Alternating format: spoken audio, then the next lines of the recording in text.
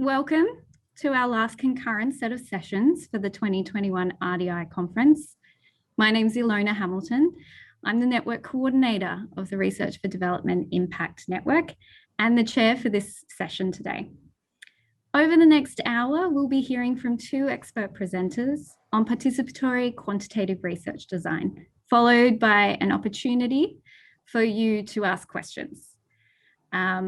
You can ask those questions as the presentations happen or at the end, and it's best to pop them into the Q&A box you can see at the bottom there, and I'll read them out to the presenters when the time comes.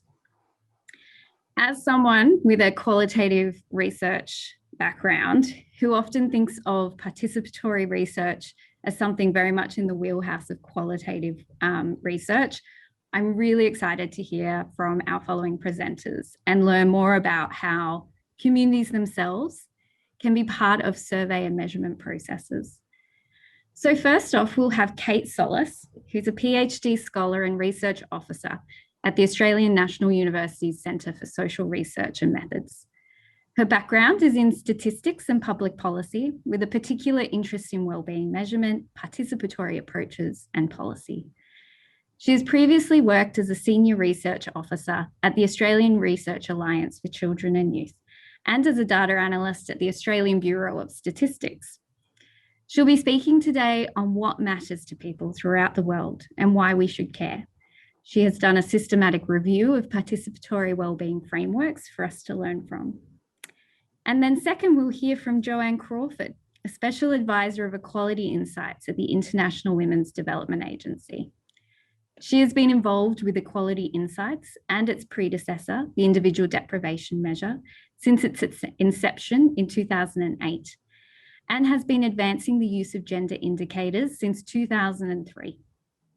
Joanne has worked across civil society, academia, as a consultant, and worked for the Australian government, including senior roles with the Department of Premier and Cabinet, the Office for the Status of Women, and AusAid. She'll be speaking today on working towards transformation, the role of participatory and feminist approaches in gender-sensitive quantitative measurement of poverty. So thank you to both Kate and Jo for joining us today. I would like to open the floor first to Kate, who can take it away with her presentation. Great, thank you, Ilona. And just bear with me while I share my screen.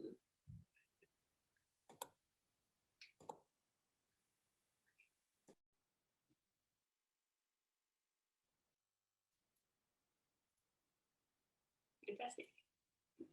So yeah, thank you everyone for joining today, and it's a real privilege to be part of this conference. I've really enjoyed all the sessions over the past couple of days, and very keen to share this last concurrent session with you all today.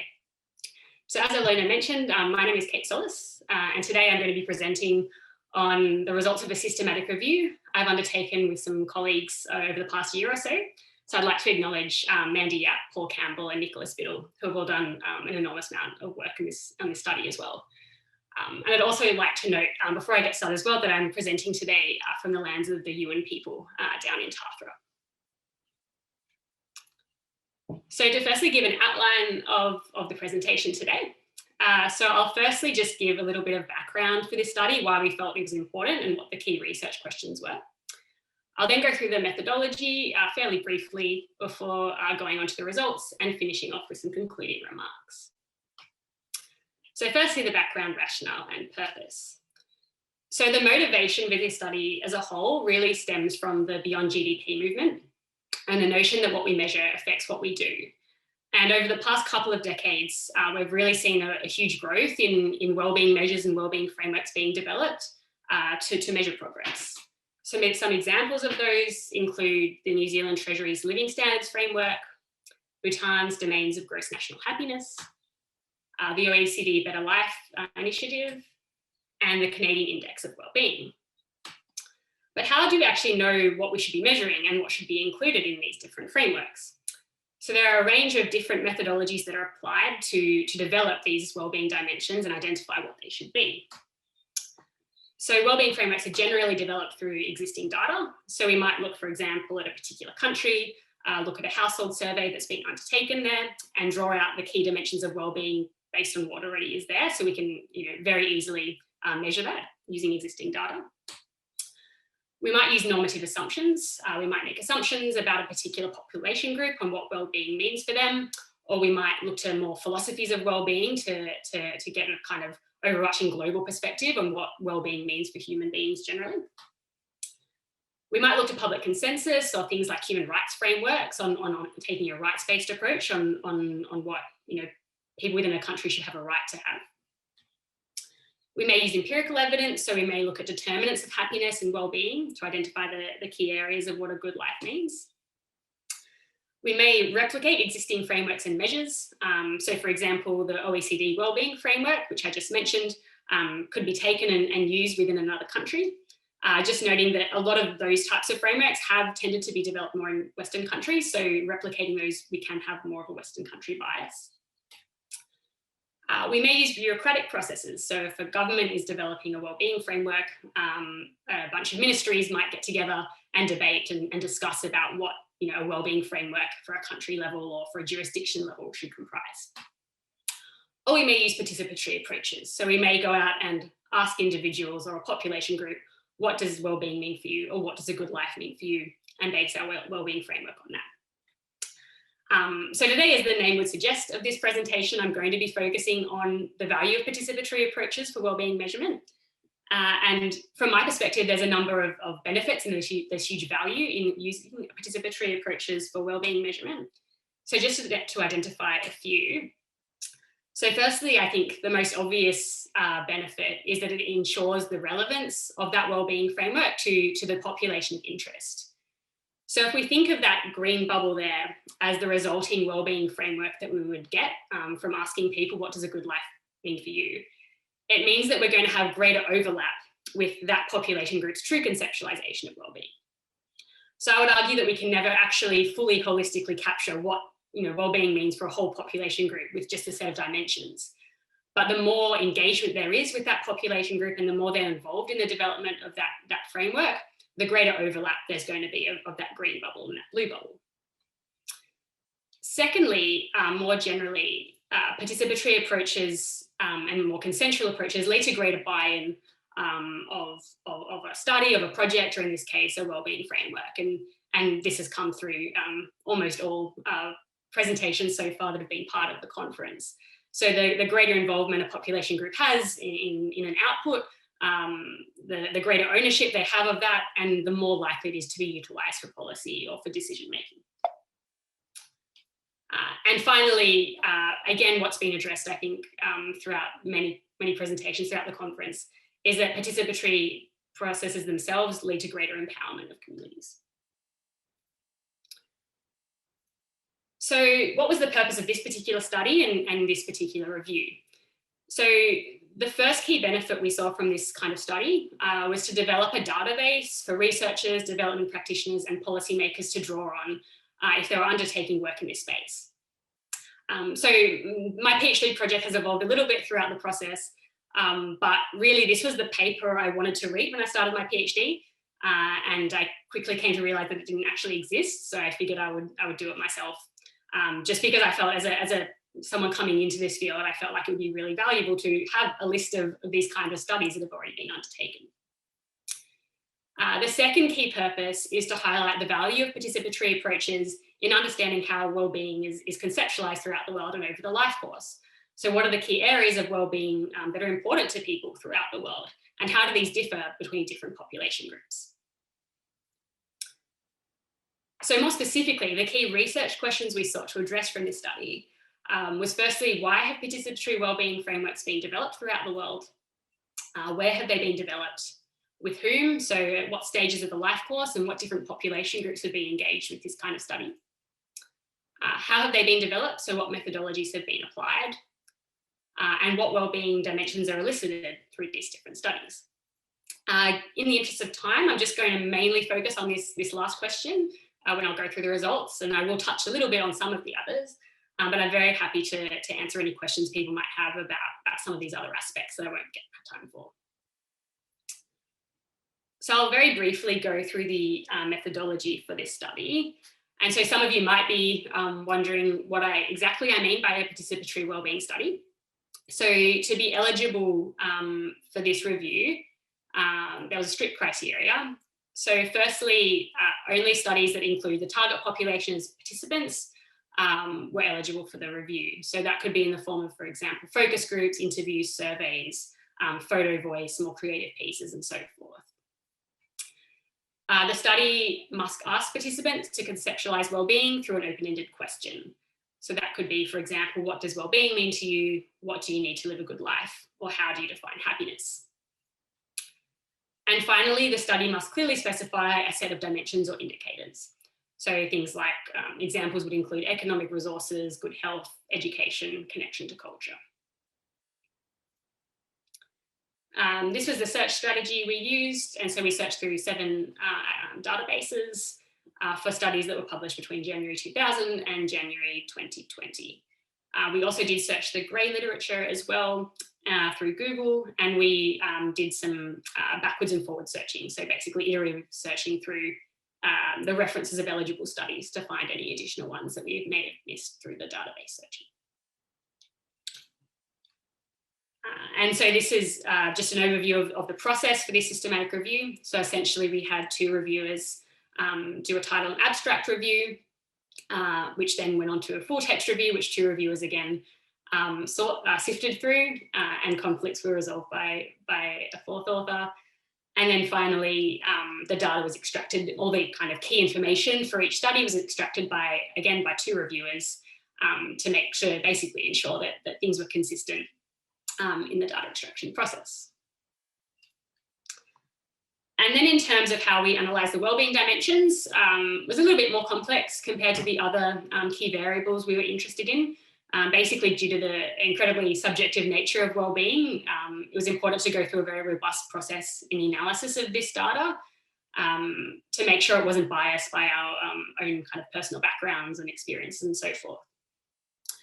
So essentially, the wellbeing dimensions, indicators, themes that were raised in these studies that were eligible for the review were thematically analysed.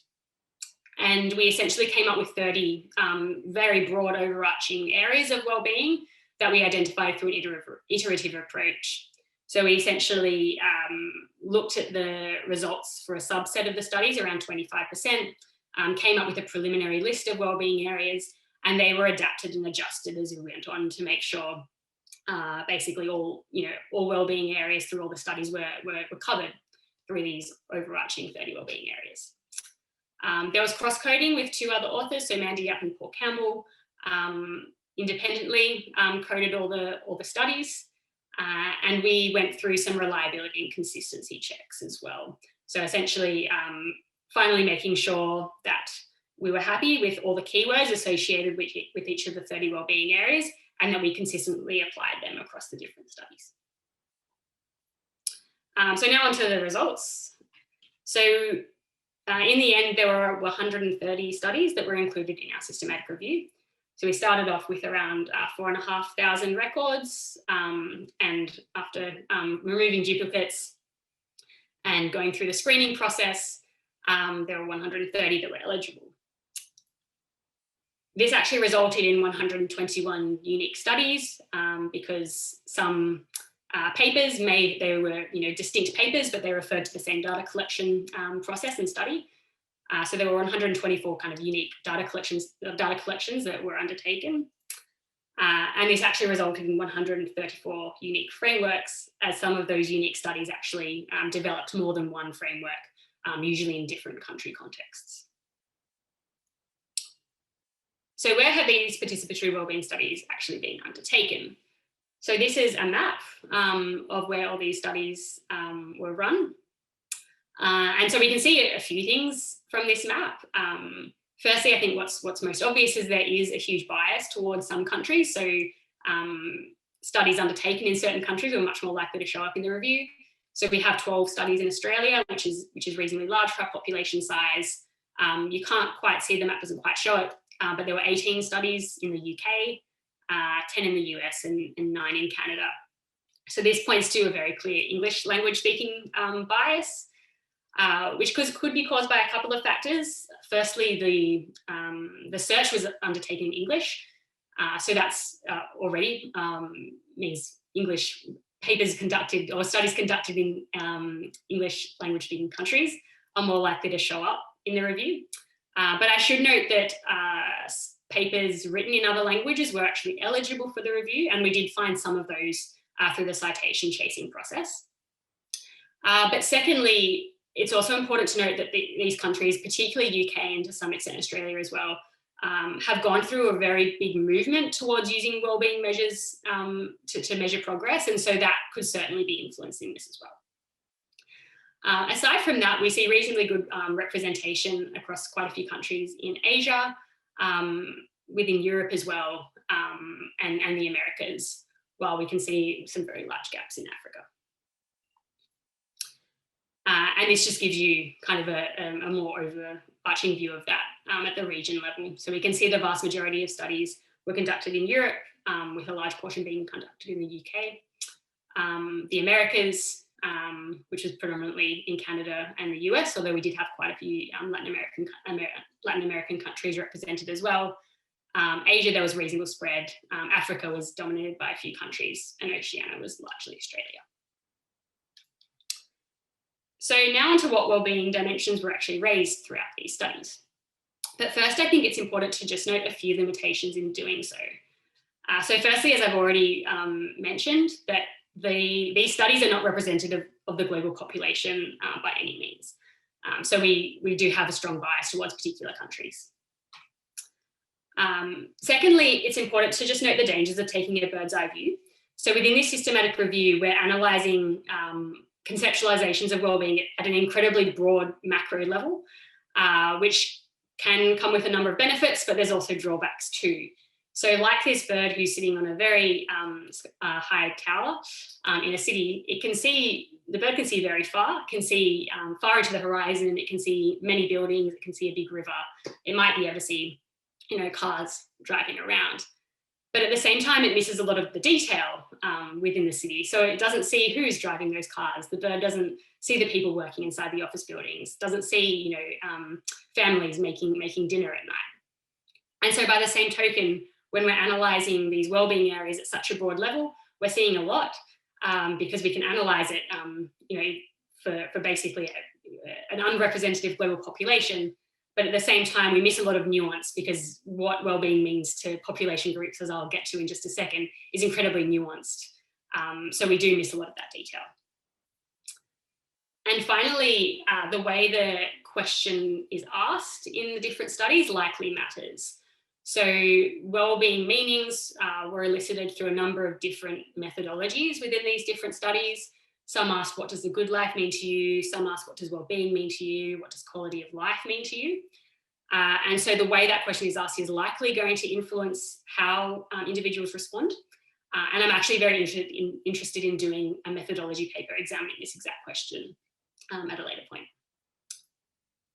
So to give you an overview of the wellbeing areas that we identified through the thematic analysis, so I did mention there were 30 of them, and they've been broadly grouped into these 7 different categories. So we have aspects of material well-being, like home, financial security, wealth and assets. We have notions related to community, culture and participation. So things like community and belongingness, being treated with dignity and respect, personal safety. We have aspects of relationships, so relationships with family, intimate relationships, and also other relationships like friends, neighbours. We have aspects related to inner well-being, so emotional well-being or closely related to mental health, identity and self-concept, and sense of purpose and meaning. We have personal attributes, so things like physical health, religion and spirituality, life events and experiences. There's also aspects relating to more the external environment, so access to vital services and supports, mobility and transport, and also nature, environment, and relationships with non-human species. And finally, we have education and achievement, so education and knowledge, and also personal achievement and growth. So this is a graph of the percentage of frameworks for which each of these wellbeing areas is raised. So we can see immediately that there are some areas of wellbeing that we could almost say are universal. They were raised in almost every single study. So aspects of relationships, so other relationships and family relationships were raised in about 90% of studies. Things like emotional well-being, physical health, financial security, recreation and leisure were all very commonly raised throughout these different studies. Right down to those more novel areas that were much less commonly raised. So things like civic engagement, identity and self-concept, aspirations for future and connection to culture. So I suppose one thing a person might note from looking at this graph is that, well, these areas that are very commonly raised throughout these participatory wellbeing studies also happen to be dimensions of wellbeing that are very commonly raised or put forward in frameworks that are not necessarily participatory. So we're very likely to see, for example, relationships, emotional wellbeing, physical health, financial security, community, all these aspects within existing wellbeing frameworks. So I suppose a person could ask the question, well, actually, what's the value then of using participatory approaches? Maybe we actually already have a pretty good idea of what matters to people. And so to that, I would just note that, so if we group, so we see kind of a natural break here from sense of purpose and meaning. If we take those wellbeing areas as one group, we actually find that at least one of these areas is raised in 2/3 of frameworks. So while there is some commonality in what matters to people throughout the world, there's also huge nuance within each framework. And as I mentioned, a vast majority of frameworks raised at least one of these much more novel areas. And so delving even further into that, the way each of these 30 areas is conceptualized is incredibly unique. So for example, good tabia, which is defined as politeness, respect and hospitality, is important for war-affected children in Kabul. Looking after country is important to the Yarru people in Broome, Western Australia. And tea, specifically black tea with whole cow's milk and light brown sugar, is important to the women in Kakamega County in Kenya. So just to finish off with some concluding remarks. So wellbeing frameworks and these wellbeing studies have been developed in a range of contexts throughout the world. And I noted some gaps and some misrepresentation that we found through the study. There are some dimensions that appear to be largely global. So things like relationships, physical health, emotional well-being, financial security were important to a vast majority of population groups that were studied. However, each framework is incredibly unique in its own way, and that really just highlights the importance of incorporating participatory approaches into these wellbeing studies and into these wellbeing frameworks to ensure that we're adequately representing that nuance and that uniqueness. So that's just a few references. And yeah, thank you very much for joining. I'm really excited to hear Jo's presentation coming up and engaging with you all through the questions. And do feel free to email me at any time. Thank you. Thank you, Kate. That was fantastic. I can already see a few questions and comments coming through, and we'll visit those at the end so we can ask Jo and Kate some questions together. But now is the time to introduce Jo, who I talked about earlier, but she'll be talking about the role of participatory and feminist approaches in gender-sensitive quantitative measurements of poverty. Take it away, Jo.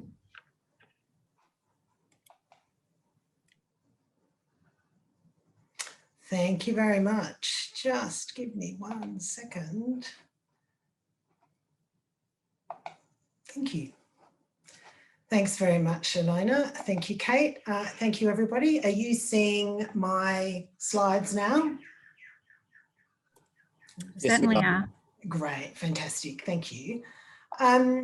So look, I hope the day is going well for you, whatever time zone you're in. My name is Jo Crawford, Special Advisor with the Equality Insights team at IWDA.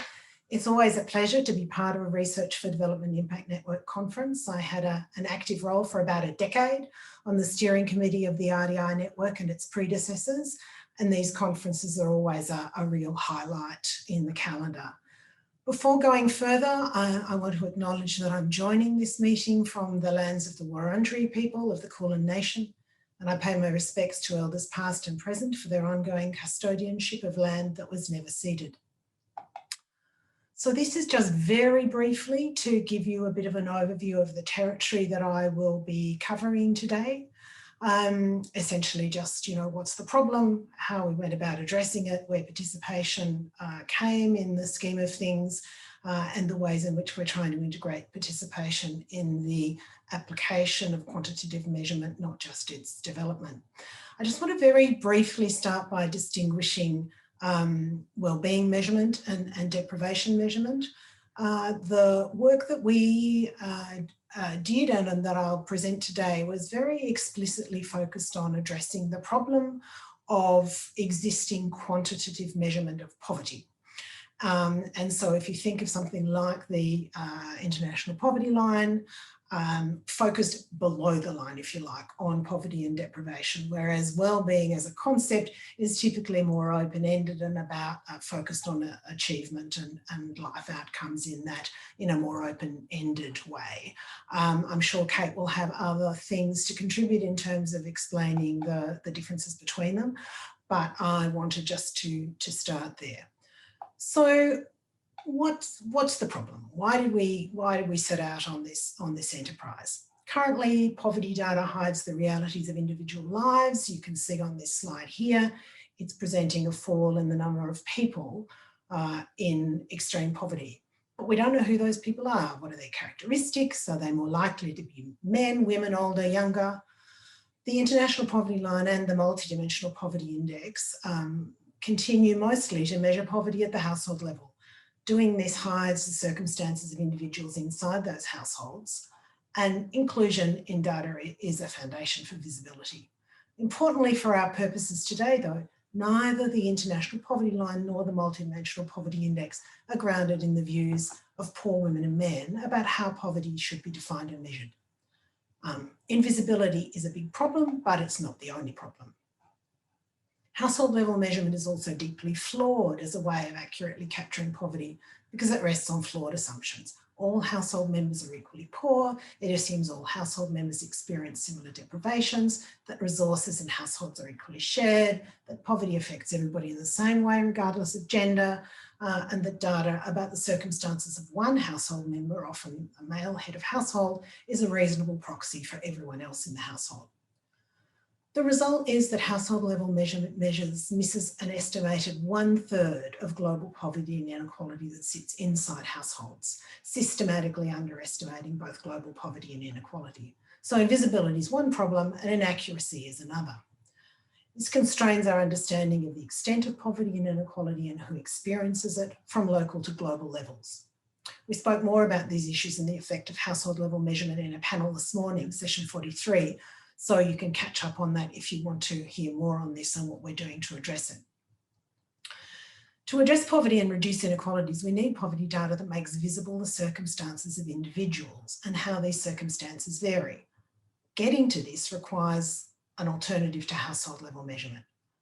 People with lived experience of poverty have knowledge about what poverty is and what needs to change to be not poor. So if you're interested in developing an alternative, that's a good place to start. And essentially that's what we did. So in 2008, a multi-stakeholder cross-disciplinary international research collaboration came together to develop an alternative as a first step towards change. IWDA was a foundational and funding partner in this research, making its largest ever commitment of community-raised funds and in-kind support over 3 years to this research. It was the first of a series of multi-stakeholder engagements driven by a core focus on measuring what matters for understanding and changing gendered poverty and inequality. The question that we set out to answer is what's a just and justifiable measure of poverty that is gender sensitive and capable of revealing gender disparities. We're explicitly focused on improving existing global quantitative measures of poverty. The initiative brought together civil society organisations and research institutions with different traditions, mandates, roles, spheres of operation, and capacities to contribute towards change. Having change agents involved in research not only, if you like, builds in different ways of seeing the world, but it also helps keep a focus on purpose, utility, and how ideas will be used to promote change. The participatory approach, if you like, or groundings was also reflected in the ways in which we went about doing the local research and fieldwork. So we work predominantly with civil society organisations in the research teams in 6 countries. So there was local knowledge and understandings of context as central in implementing the initial participatory work. This slide gives a high-level overview of the approach. We undertook significant field-based research in 6 countries across 18 research sites with 3 age cohorts of men and women at each site, using participatory and feminist research methodologies. Sharon Bessel at the ANU led development of the methodology, and we started by asking people with lived experience how they would define and measure poverty and what needs to change for them to be not poor. Participatory qualitative research across those different sites to try to get a sense of how poverty varied across those sites really tried to prioritise contextual knowledge. It included a focus on highly marginalised sites so that we got a sense of what happens for people whose life experiences and context was particularly contingent. We then returned to present back the 25 dimensions we'd heard and asked people to identify their top 15 priorities. Participatory ranking in the same countries, sites, age cohorts, with around 1,800 people in total. The focus in this phase was to evaluate these 25 dimensions and then rank the top 15 dimensions of deprivation. Because 25 is really too many for a multidimensional measure. It reduces the significance of every one of those dimensions. So we wanted to kind of start with a wider option set and then reduce down to a manageable number. In order to try to describe these dimensions, we gave common descriptions of each dimension to all participants in the ranking exercise to give a sense of what life's like for those at the bottom of the dimension and for those who are not deprived in the dimension. So the sort of outer edges of that dimension, if you like, to give a sense of the range of life experiences covered by the dimension, well, beyond what participants themselves might have experienced. So if they're talking about how to define it, we're asking them also to think about their circumstances, but also to give a sense that there are people who live different lives. We also asked participants to identify any gaps that were missing. We then trialled the resulting. We then drawing on these results, we engaged closely with literature on poverty and gender and development, and then built a purpose-built survey to populate the measure with data. We trialled it in a nationally representative trial of the new measure in the Philippines, conducted by a professional data collection firm. And obviously the results of getting to this point reflect the generosity of thousands of people with lived experience of poverty who invested their time and shared their experience. So having set up that overview, and I want to take you in a little bit more detail into some of the methods that we used in each of these phases. So in the first participatory phase, in the initial phase to elicit and examine participant responses to key issues to assist in defining the nature and scope of poverty. These were predominantly group-based methods with some individual interviews to follow up. So the group methods were organised by age, so 3 cohorts, and gender to create a conducive space for contribution. Sometimes younger women can feel intimidated by older women, for example, and so organising people into age cohorts was particularly important. Also, the issues vary across the life course.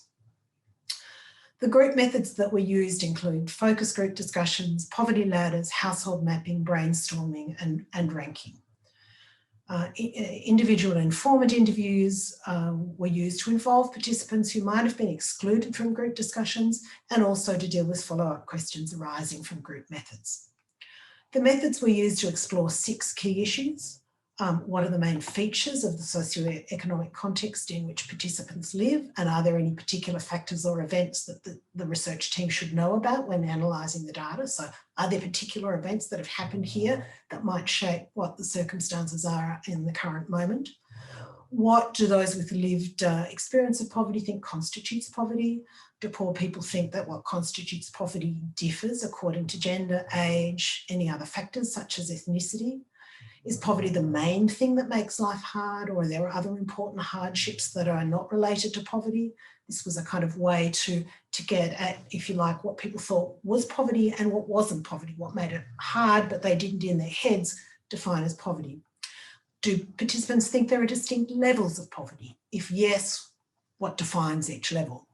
What does a poor person need to make themselves no longer poor? Is more money the answer, or are there some things that are needed to get out of poverty that money can't buy? Is poverty different for different members of a household? This question included two aspects. What constitutes poverty? Is what constitutes poverty different for different members of the household? And are different members of the household more or less likely to be poor? Each country's research team then produced a synthesis report of their findings for each method in the community, and we then all came together, each of the research teams and the partner organisations, to really work through those results to generate the 25 main dimensions of poverty that we took from that.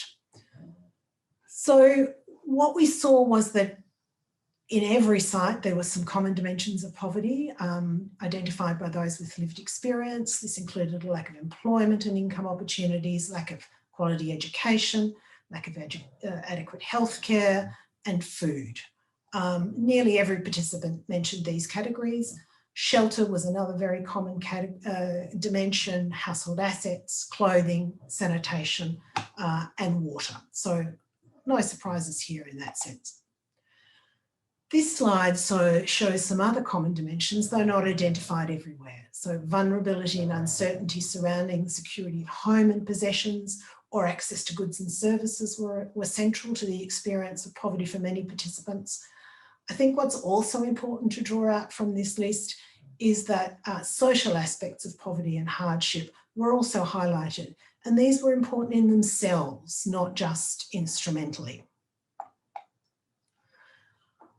In terms of gender differences, I think most participants indeed viewed the household as an appropriate unit of analysis for measuring poverty.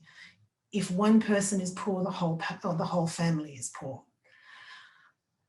But participants then went on to nearly universally say the content of deprivation differed by age and gender. Nearly all participants recognised socialised roles and responsibilities which are highly gendered. Their roles and responsibilities affected the burdens participants said they faced when deprived. For example, a woman in Indonesia argued that women bear both greater responsibility for childcare when resources are scarce and feel worse when they are unable to provide for their children. So there's an affective element to the deprivation they feel.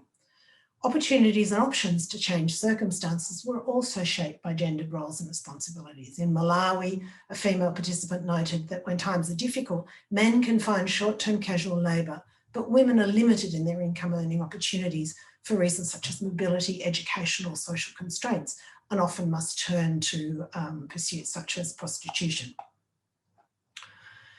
In summary, in terms of gender differences in the dimensions of poverty, men were more likely to identify productive capital, formal employment, access to electricity as dimensions of deprivation, and women were more likely to discuss education, healthcare, and inability to care for their families.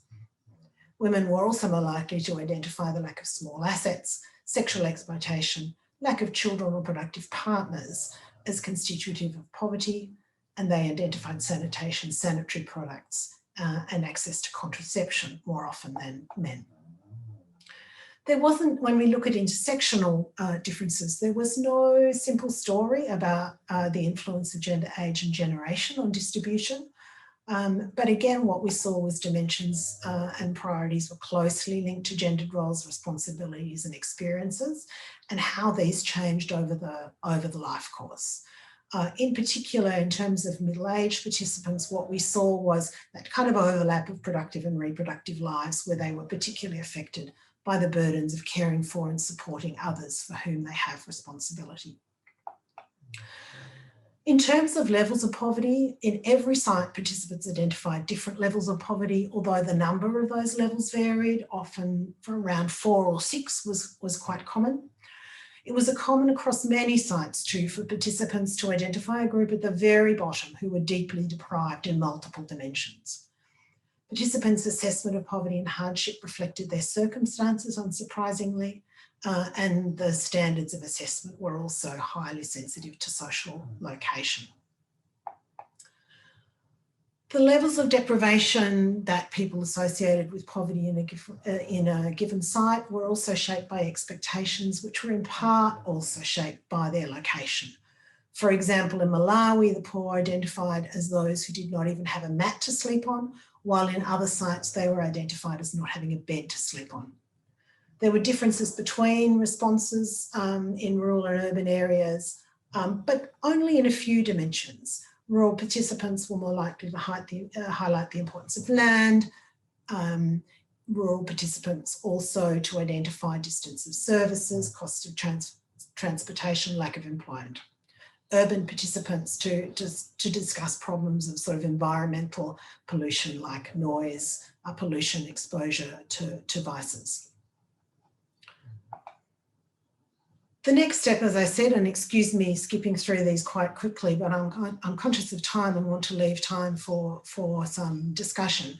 The next step was to return to communities and present back what we'd heard. Check our distillation, ask participants to prioritise the 15 dimensions.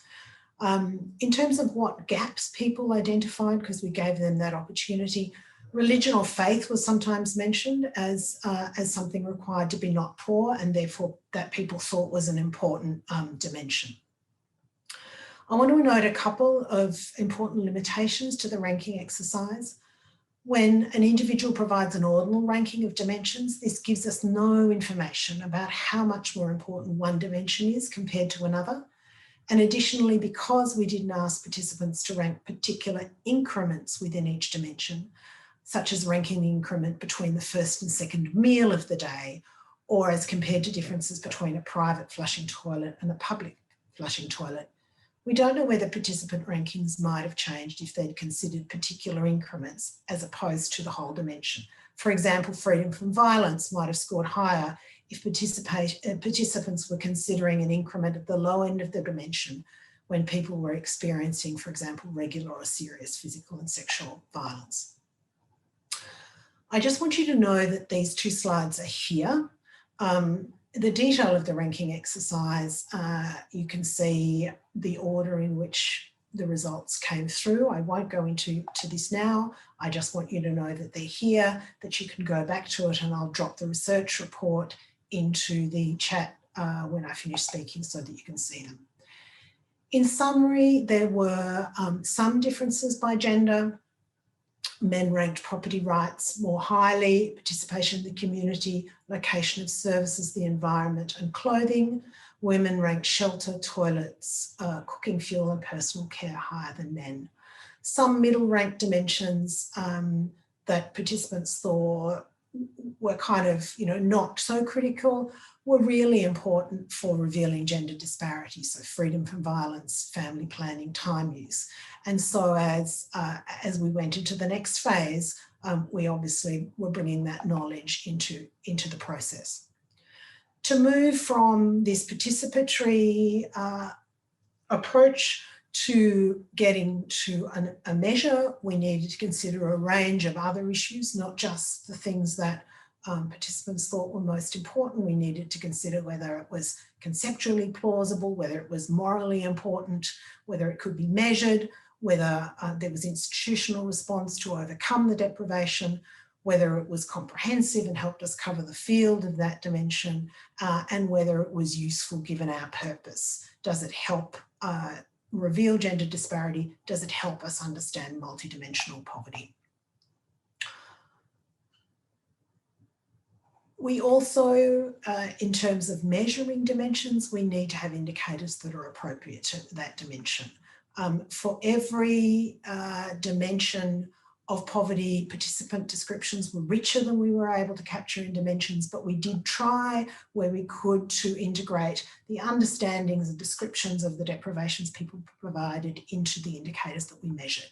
Obviously, conditions of feasibility were key here, as well as reliability of those indicators. And so in the end, we're about quantitative measurement, and so we needed to take quantitative measurement considerations in selecting indicators. Having heard and analysed the views and priorities of women and men, and also drawing on scholarship of gender and development, poverty measurement, we developed a new measure. The approach to the measure and the dimensions that we featured were deeply grounded in the insights from participatory research and also our purpose of wanting to overcome the limitations of existing quantitative measurement. The presentation of dimensions above in 3 clusters reflected the priorities of participants in the participatory ranking process, and our initial weighting of dimensions reflected that too. So initially our weighting approach was to rank highest those dimensions that were weighted highest by participants. The middle ranked dimensions were weighted 1, and then we deprioritised the lowest ranked dimensions. Just to summarise, participatory processes shaped what we measure and the overall approach that we took. The dimensions were informed by participant priorities, and the indicators were also informed by participant descriptions of those dimensions. For example, cost, quality and reliability of access to goods and services matters. And so that's part of what we measure. Individual level measurement that enables disaggregation of sex helps us see the differences between experiences of women and men linked to their differences in circumstances, their different gendered roles and responsibilities, and differences in opportunities over the life course. So the way we go about measuring reflects participants' sense that these things did vary based on people's gendered roles and responsibilities.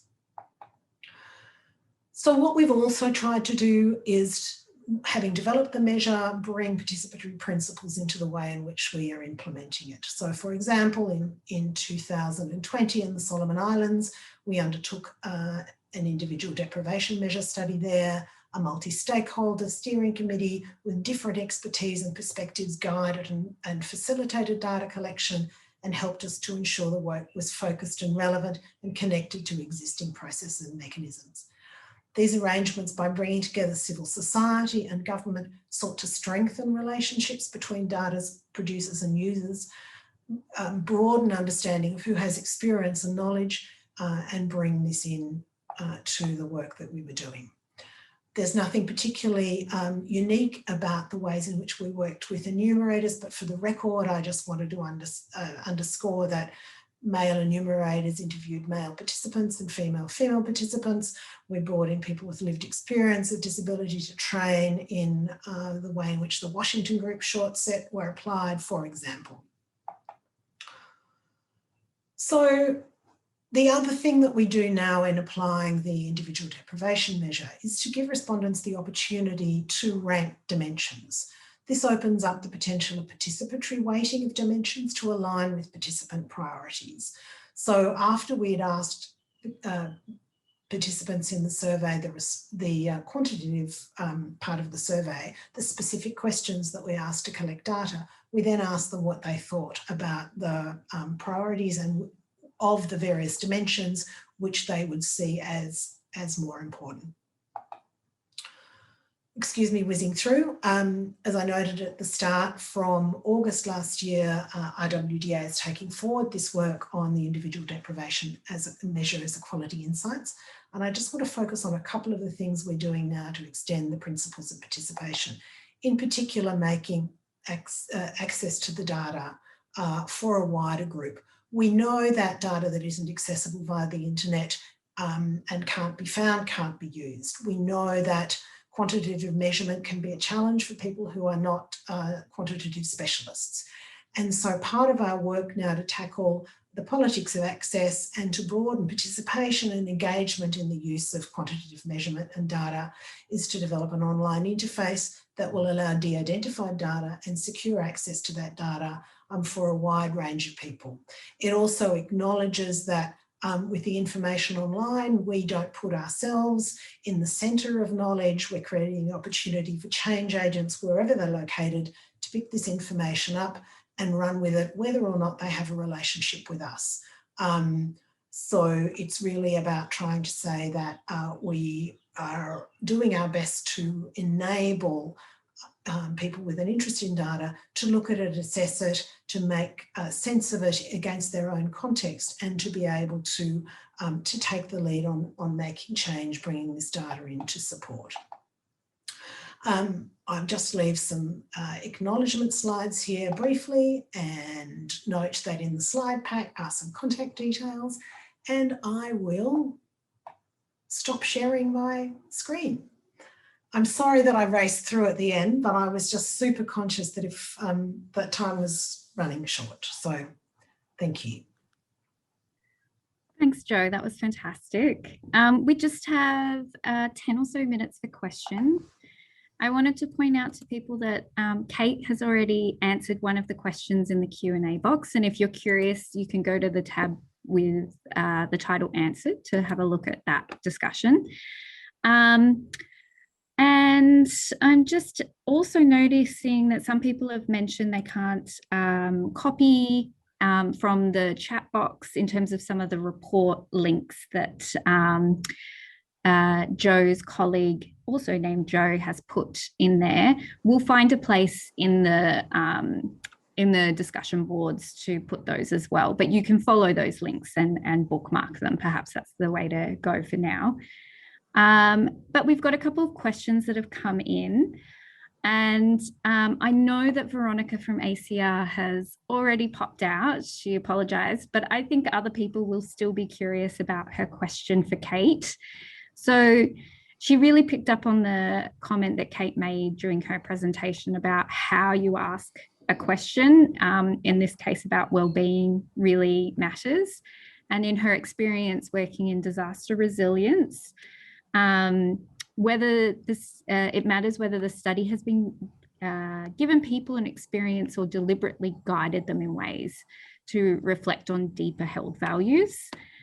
So I guess her key question was, did you come across, Kate, many studies that use this kind of, she called it a create an experience methodology before asking questions? Thanks, Ilona. And it's a really great question. I'll make sure to contact Veronica to have a more in-depth discussion about it with her. It's a great question because it can be a very abstract term for people. If I think about myself, if I was just placed in front of a researcher and they asked me, oh, what does a good life mean for you? Like, that's a pretty overwhelming thing to think about, and to have kind of no context to grapple with it could be quite challenging. I was trying to think, I don't think there's any studies that have used that kind of create an experience methodology to put people in a hypothetical situation and think, if you're in this situation, what would be most important to you?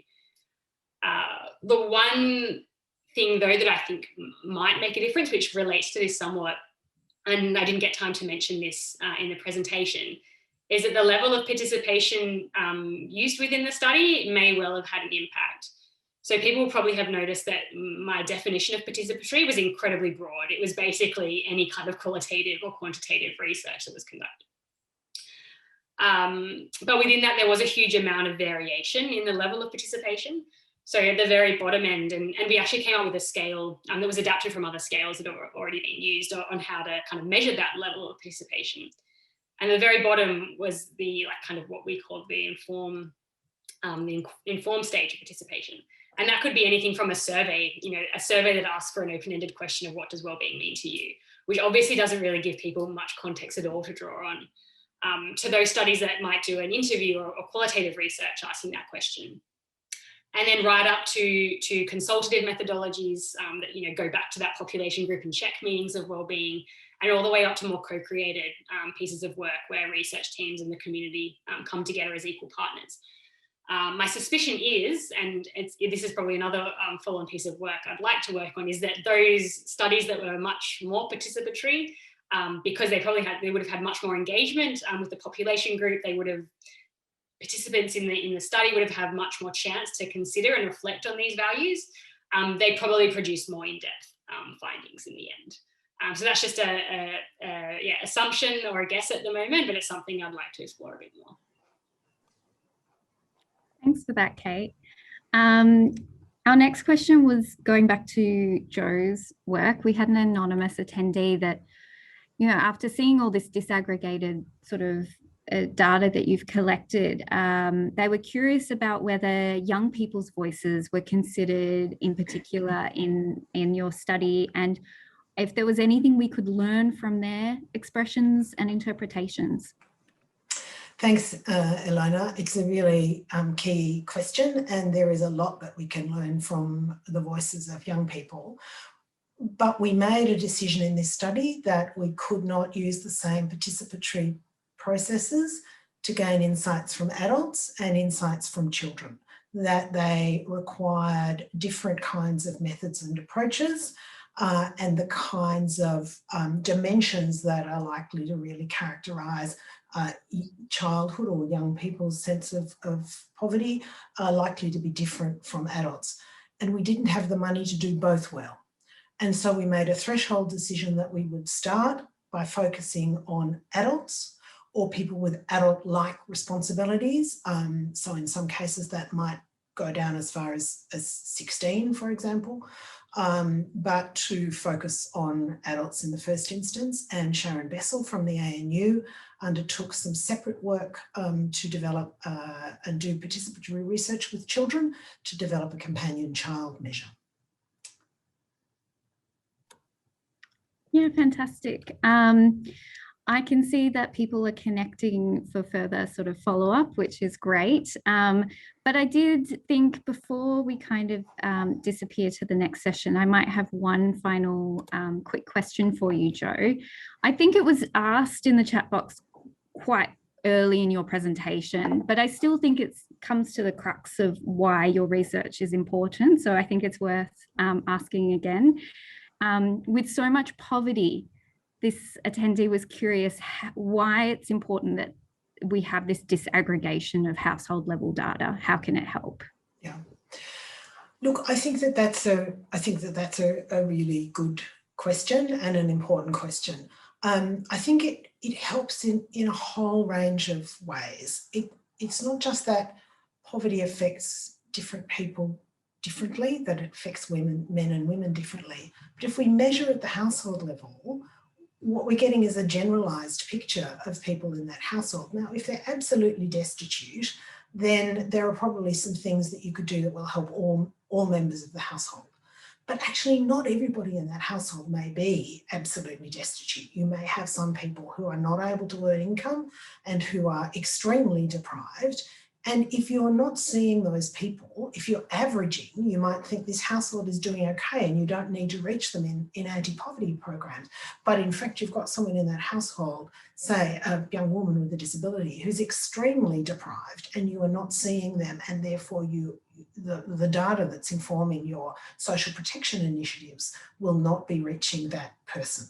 And so the session this morning, I think my colleague Cheryl Russell spoke a bit about the invisible poor and what happens about, the people who are poor inside households that are otherwise not poor. You completely miss them if you're not measuring individuals. Also, you can't see, if you're measuring at a household level, you can't see how many women are poor, how many men are poor. So you know that there's general poverty, but not who those people are and in what ways they are poor. And unless you start doing that, you don't know if there's a small amount of poverty in a household that is shared evenly, or if it's all concentrated in this one person in the household. Unless you're measuring at an individual level, you simply don't have that data. And therefore you don't have an ability to respond in a targeted way. Yeah, that's fantastic, Jo. And the fact that your team is making that data so accessible, so some of the practitioners in the room today, the Zoom room, will be able to use that, whether they're based in Australia, the Pacific, or Southeast Asia, I think means it will turn into action. I'm very wary of time, so I'm going to have to stop the questions. And if you want to continue the discussion in the Hoover discussion boards, please do. Kate's shared her contact details. I think people are welcome to reach out to Jo as well. So I want to thank Kate and Jo for sharing their insights with us today. And thank you to everyone else for joining us. Now we're about to head into a 15-minute break, returning to the main stage, so to speak, at 4:30 Australian Eastern Standard Time for the closing address from Dr. Cameron Hill.